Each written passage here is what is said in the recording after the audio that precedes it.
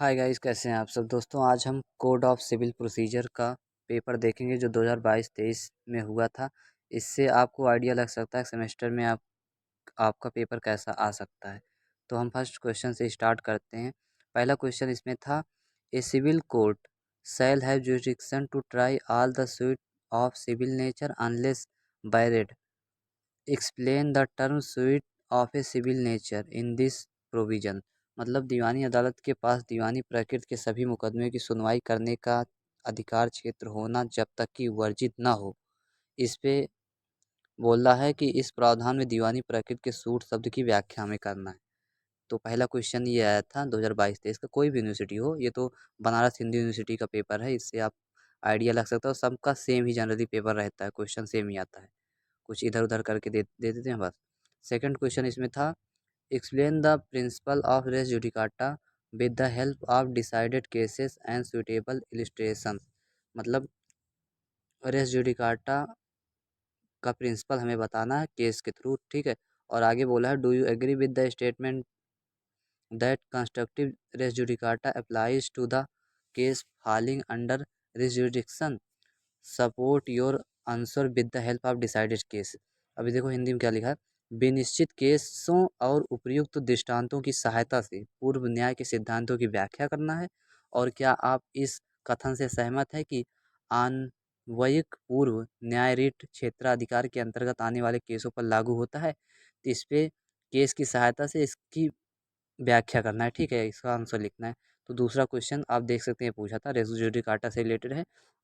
और इसमें third question था, state state the provisions which govern the determination of the place as swing.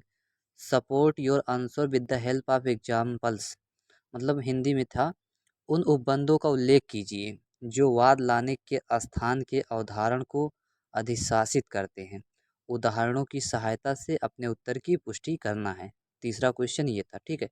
और four वाला question था, who is an indigent person. कौन person indigent है। Elucidate in brief the provisions of the code of civil procedure in regard to suit by an indigent person. मतलब निर्धन व्यक्ति कौन होता है। सिविल प्रक्रिया संहिता के अंतर्गत निर्धन व्यक्ति के वाद से संबंधित प्रावधानों की संक्षिप्त में विवेचना करना है, ठीक है। चौथा क्वेश्चन तो आप देख सकते हैं था। और फाइव वाला question, reference review and revision are various remedies provided under CPC to cater to different situation, bring out the abstention between them. मतलब भिन्न भिन्न स्थितियों का सामना करने के लिए सिविल प्रक्रिया संहिता के तहत निर्देश, पुनर्विलोकन और पुनरीक्षण नामक विभिन्न उपचार उपबंधित हैं। इनके बीच सुवेद को स्पष्ट करना है। मतलब इनके बीच सुवेद बताना है, ठीक है। छठवां क्वेश्चन था, the law of limitation extinguishes remedies but does not extinguish right. मतलब elucidate with the help of relevant provisions and decided cases law the above statement and also explain when a law of limitation may be raised। मतलब परिसीमा विधि उपचार को निर्वाचित करती है पर अधिकारों को नहीं।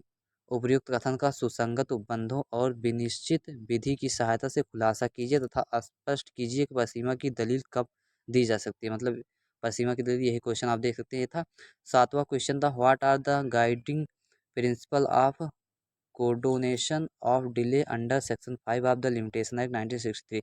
मतलब परिसीमा अधिनियम 1963 की धारा 5 के अंतर्गत विलंब की माफी हेतु मार्गदर्शक सिद्धांत क्या है। ये सातवां क्वेश्चन था।